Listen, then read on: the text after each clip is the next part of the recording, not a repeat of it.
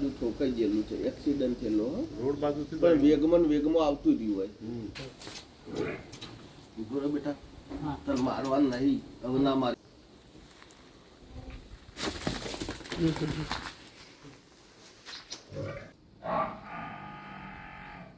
એટલે મેં પાતળી લીધી એને ખબર ના પડે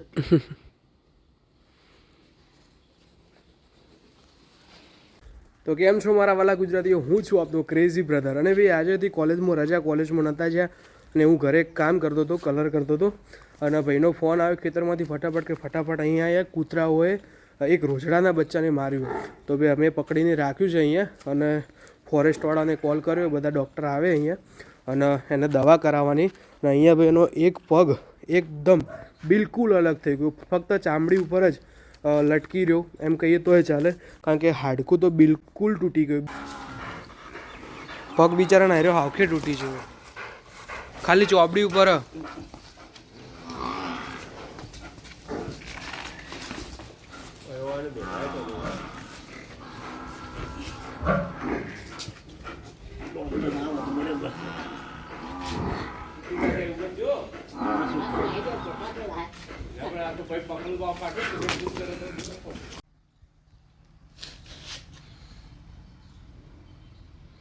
લોહી તો ગજબ આવો પણ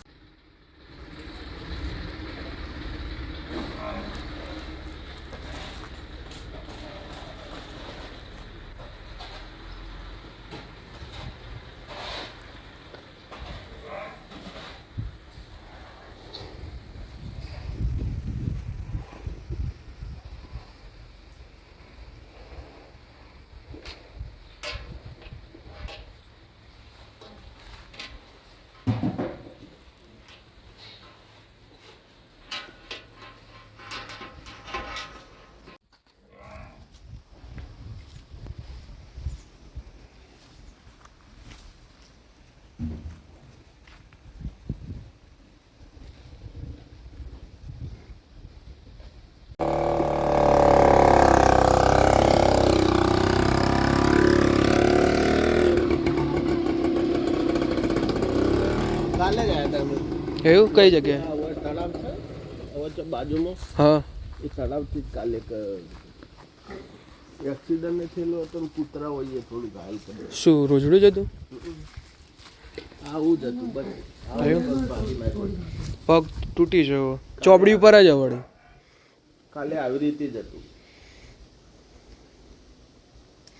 આ તો નતું પકડવા દીધું, અમે નેટ બોધ્યું પછી હવે શાંત પડ્યું. નકર આ તો કૂદકા મારતું હતું ને એવું કરતું હતું. આ તો કોઈ દાડો મોળસ હોય પકડેલું હોય એટલે એમાંય પછી શાંતિથી બેઠું ને એક જગ્યાએ પછી અમે બોધ્યું.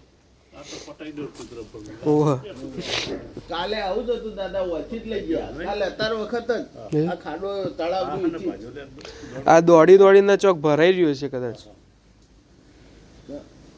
કઈ બાજુથી આવ્યું?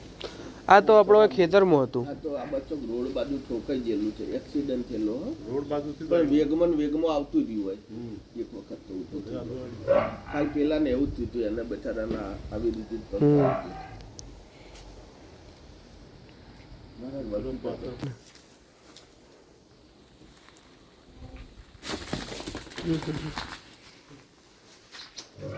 પકડજો ફોન.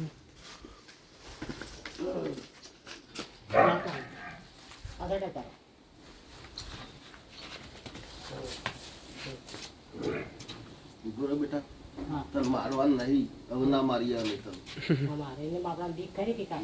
આપડે મોડા કોઈ દાડો અડેલા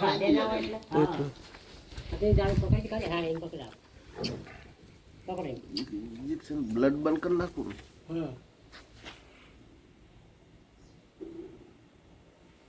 ચોબડીઓ તો કાઠી આવે પથરા જેવી.